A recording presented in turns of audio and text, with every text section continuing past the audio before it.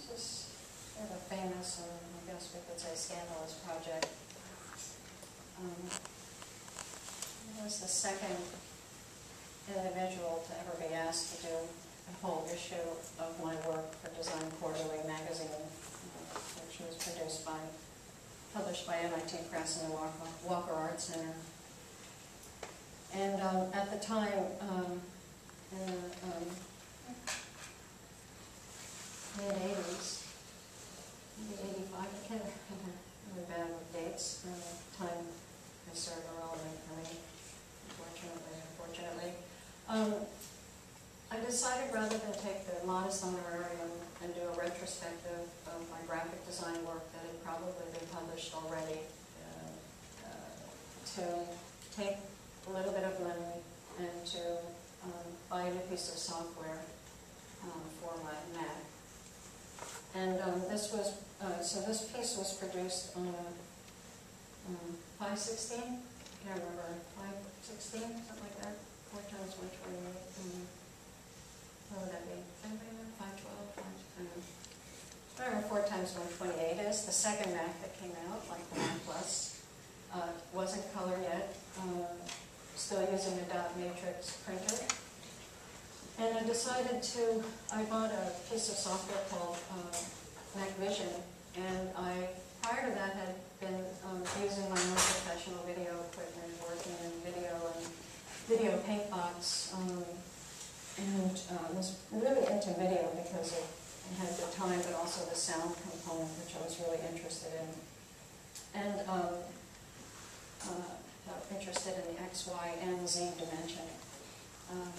And I decided, since I was being accused of not being a graphic designer by some of the male-dominated East Coast graphic design industry, and being accused of being a fine artist doing graphic design with really no place to do it, and please come up with an exit strategy. I was the head of design program at CalArts at that time. And so I really jumped in full force a couple of years before that, in the early 80s, into exploring video and analog computer at CalArts. And so I had my own video equipment. It was Sony Professional, the first professional half-inch.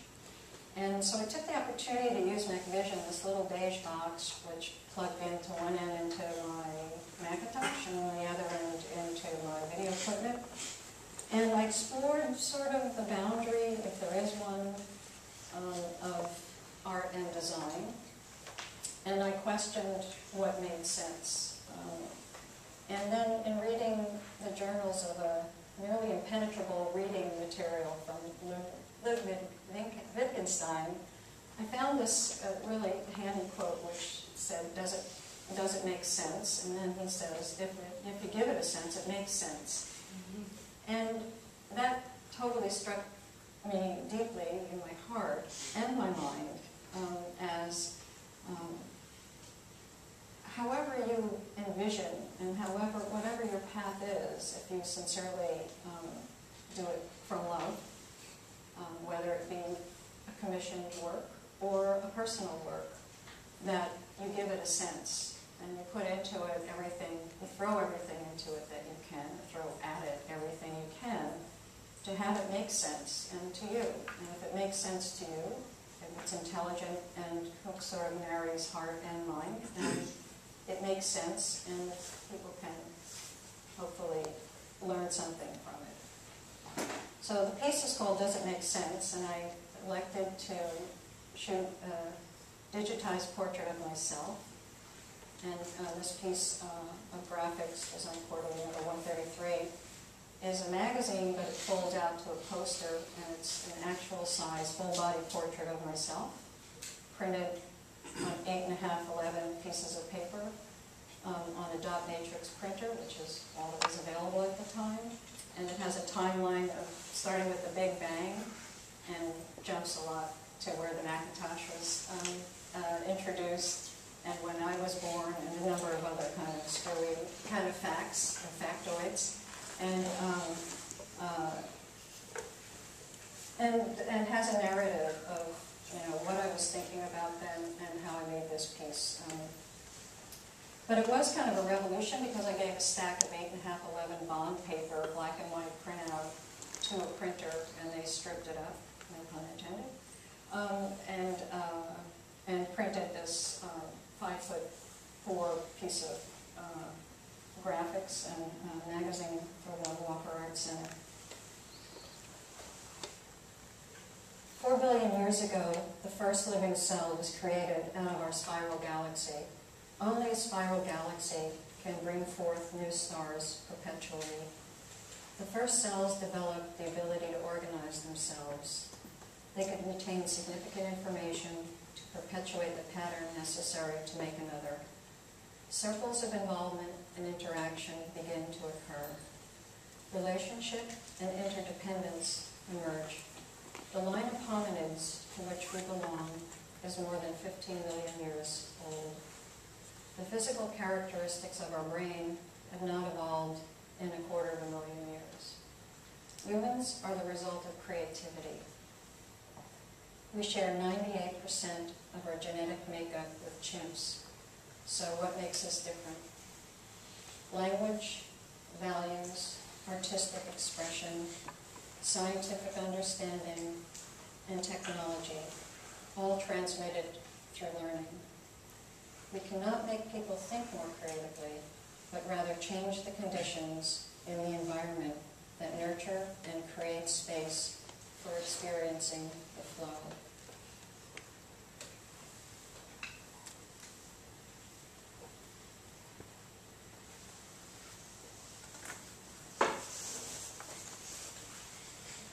So this piece folded down like a magazine and was in a slipcase.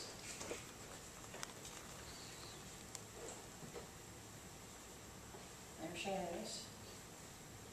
And the back side is shot in video in color and has the narrative of making of Design Quarterly number 133. Next big breakthrough for me was having gotten a grant from Hewlett-Packard and devising this track system and these panels to display my images.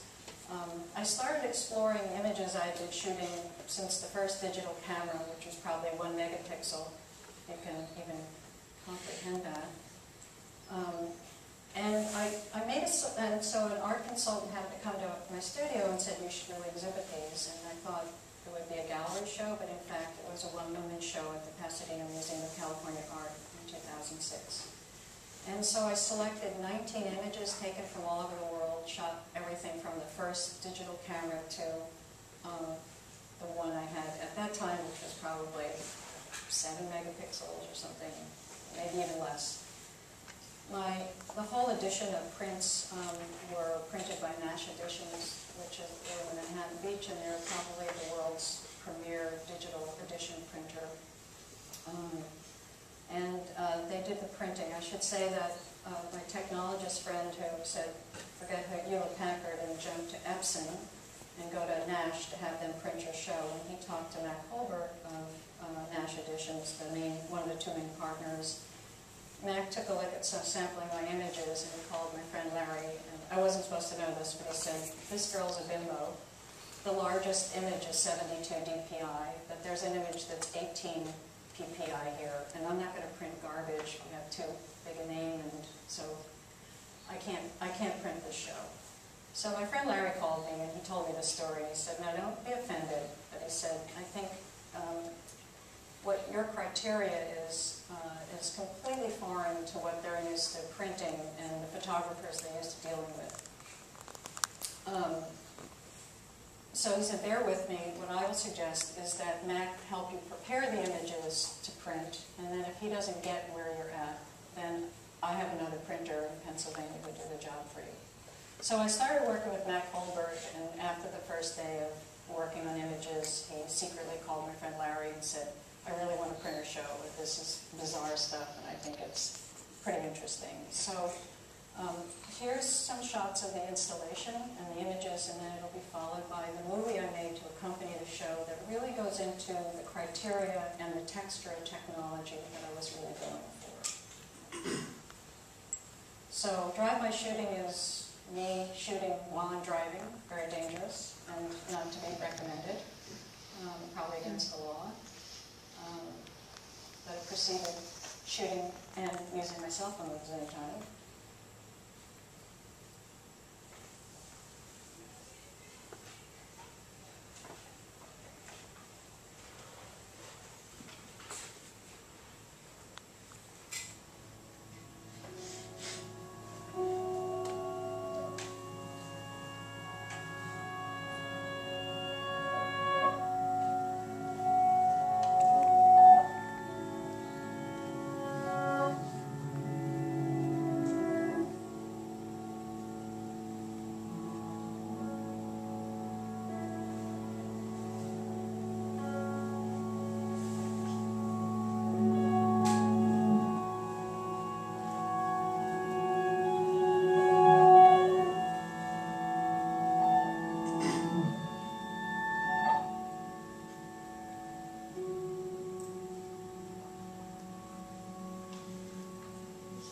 Probably are, they range from 4 feet to 14 feet in width.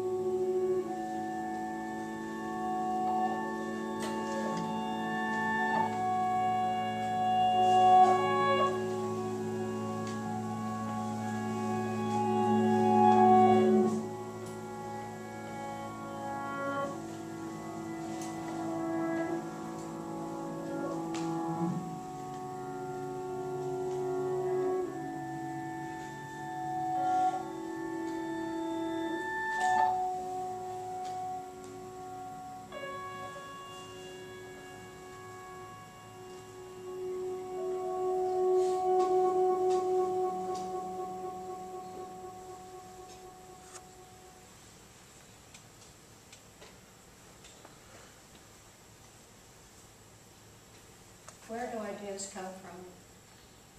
How does one develop one's own vision?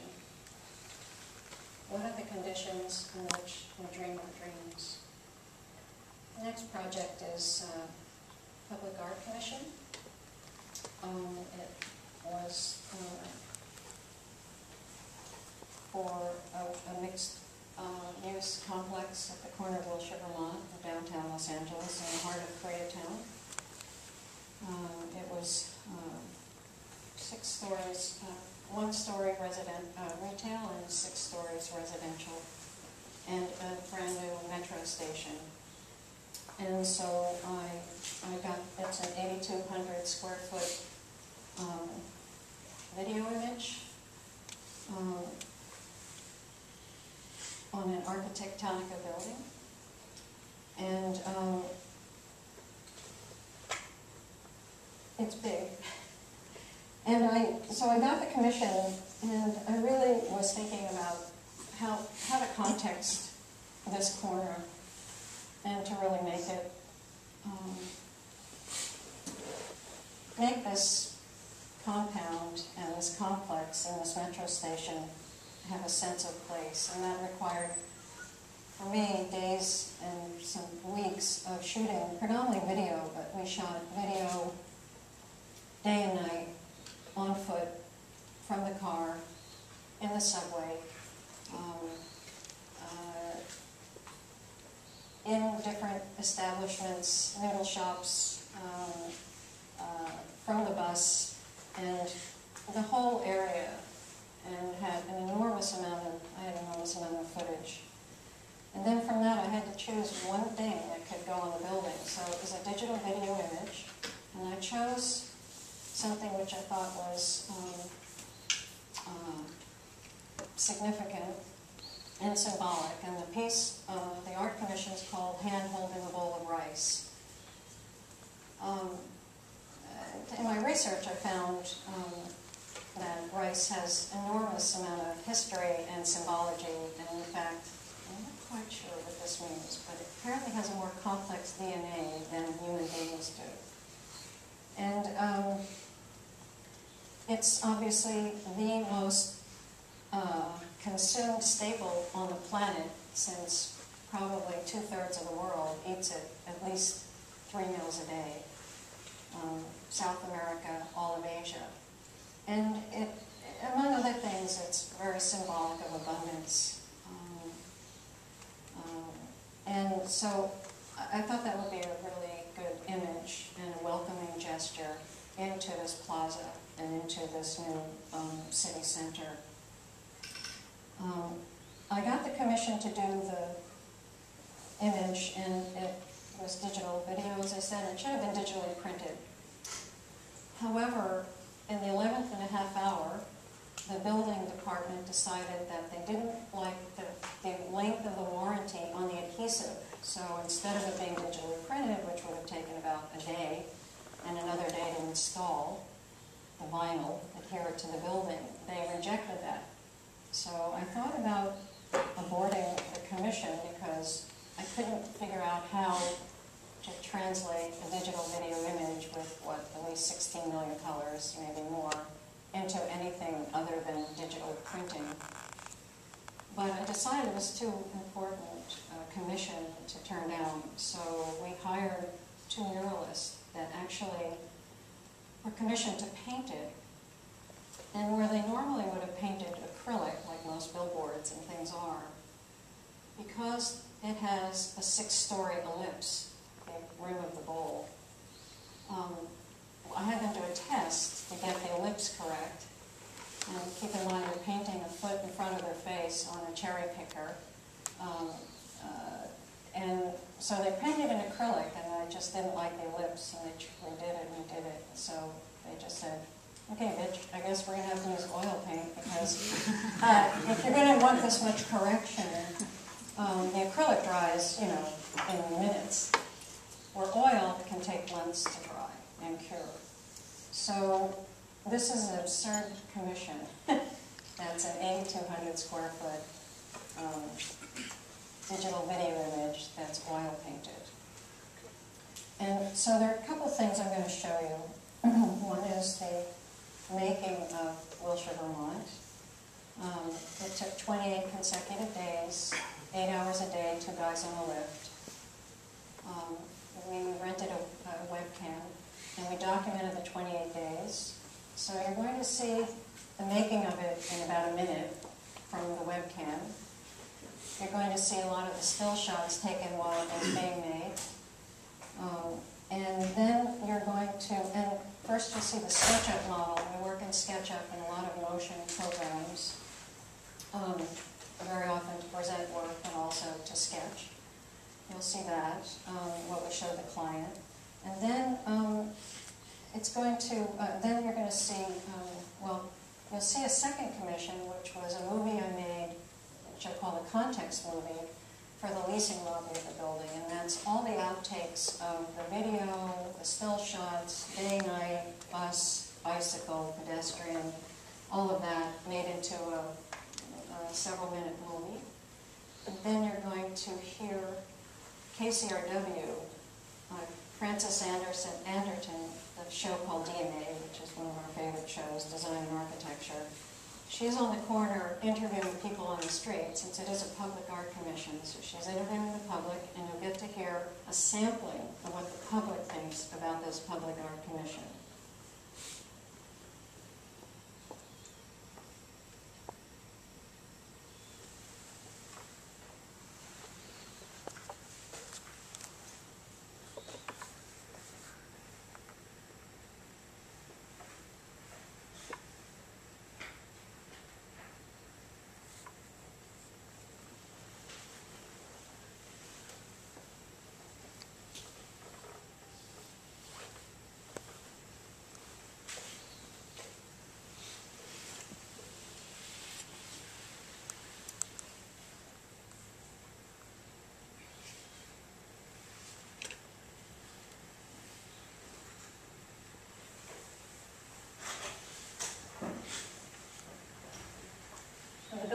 these folds in it,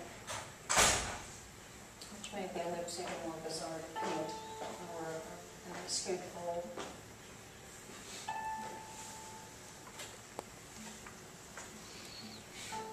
So this is that second commission movie for the leasing lobby, which is called the Context Movie, and it's outtakes of many things we shot.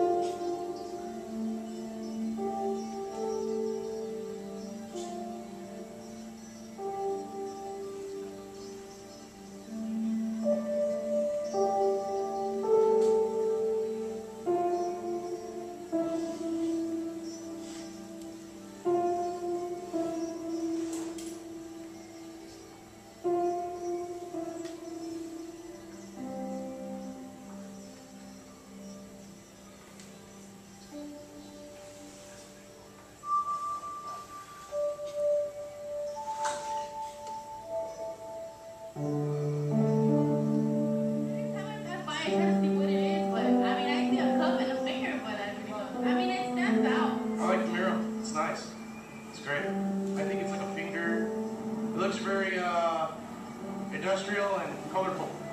Well, I've never seen anything like it before. It's like really strange. It's like some sort of bowl.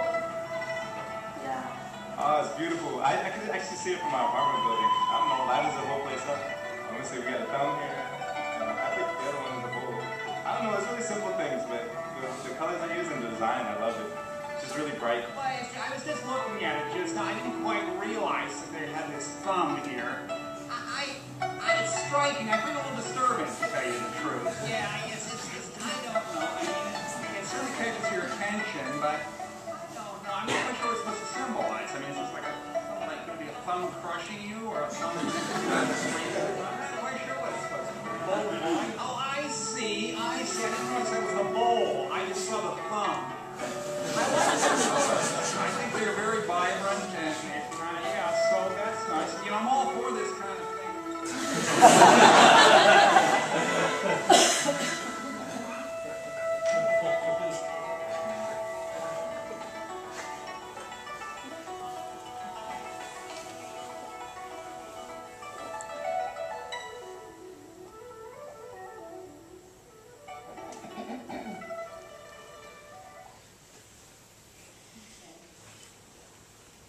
think about